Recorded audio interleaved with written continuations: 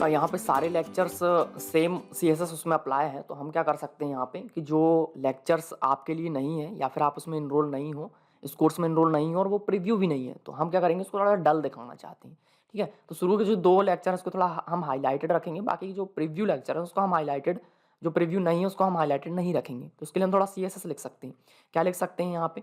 तो सिंपल है, क्या करेंगे, क्लास होता है हमारे पास। तो यहाँ पे देखोगे, ये मैंने कौन सा पेज खोला है, कोर्स पेज खोला है, जिसमें मैंने लिस्ट पे इटरेट किया। तो ये लिस्ट में लेक्चर की जो लिस्ट है वो वाला कोड है। ठीक है, वो वाला मार्कअप है ये। तो यहाँ पे मुझे क्या करना है, जो एंकर टैग है इसमें मैंने ये कुछ क्लासेस अप्लाई की हैं। ठीक है, तो उसको मैं अभी नेक्स्ट लाइन पे रख देता हूँ।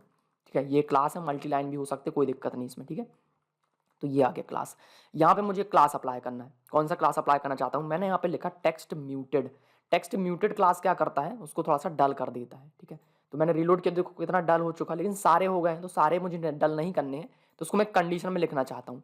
क्या रहेगा कंडीशन, तो मैं ये वाला जो इफ है मैं इसको यहाँ से कॉपी कर लेता हूँ, इसके ऊपर यहाँ पे मैं इसको पेस्ट कर देता हूँ और इस टेक्स्ट म्यूटेड को इसके अंदर रखूंगा। बट कंडीशन क्या है, कंडीशन ये है कि जो वीडियो है वो प्रीव्यू वीडियो नहीं होना चाहिए।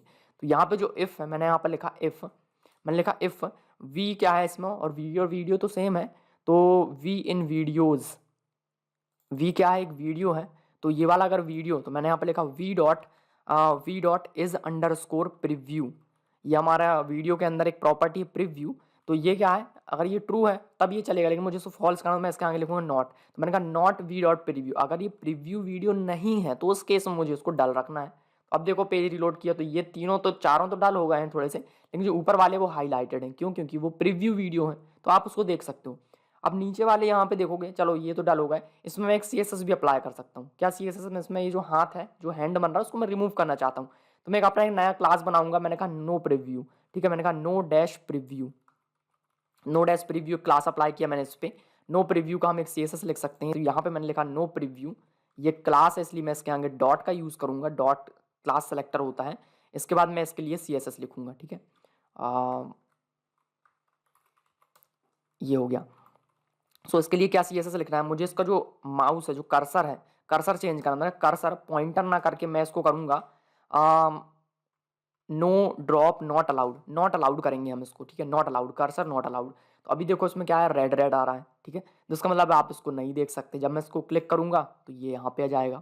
सही है, तो अभी मैं लॉग इन नहीं हूँ, तो ये दिख रहे हैं। अब दूसरे कोर्स में चलते हैं जिसमें मैं लॉग इन हूँ। तो मैं आया एक्सप्रेस जीएस में, तो यहाँ पे देखोगे ये वाले लेक्चर भी प्रीव्यू लेक्चर नहीं है, बट मैं इसमें इनरोल्ड हूँ। तो मुझे में एक और कंडीशन लगानी, अगर मैं इनरोल हूँ तो ये वाली कंडीशन हटा दो। तो इसके लिए हम क्या करेंगे, तो यहाँ पे हम लिखेंगे कि ये वाली जो सीएसएस है हमने जो लगाई है अभी, ये वाली जो सीएसएस हमने लगाई, ये किसके लिए है, जो इनरोल नहीं है।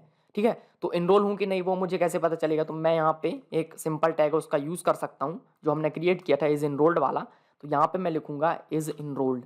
मैंने लास्ट वीडियो में बताया हुआ था, ये मैंने क्रिएट किया इज इनरोल्ड नाम का। इसको मैं एक रिक्वेस्ट पास करता हूँ और उसको मैं एक यूजर रिक्वेस्ट के साथ मैं इसको कोर्स ऑब्जेक्ट पास करता हूँ। तो ये मैंने इसको कोर्स ऑब्जेक्ट पास किया। ठीक है, इसमें कोर्स ऑब्जेक्ट है। ठीक है, तो कोर्स ऑब्जेक्ट कहाँ है, हमने वहाँ से सेंड किया हुआ है यहाँ पे कोर्स ऑब्जेक्ट।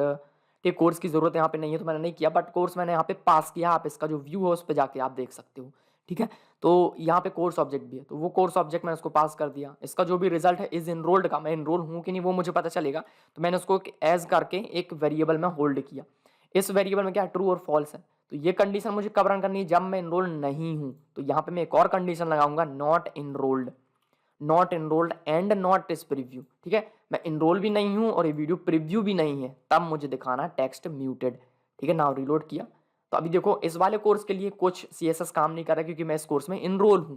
दूसरे कोर्स में जाएंगे तो यहाँ पे देखो इसमें ये काम कर रहा है क्योंकि मैं इस कोर्स में इनरोल नहीं हूँ। ये देख सकते हो प्रॉपर है।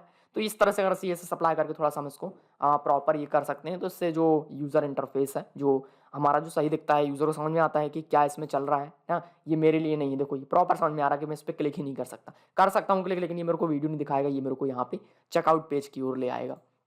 ओके, मैं अभी लॉग आउट कर देता हूँ और अब देखते हैं। देखो लॉग आउट किया तो सारे कोर्स में इनरोल नाउ का बटन आ रहा।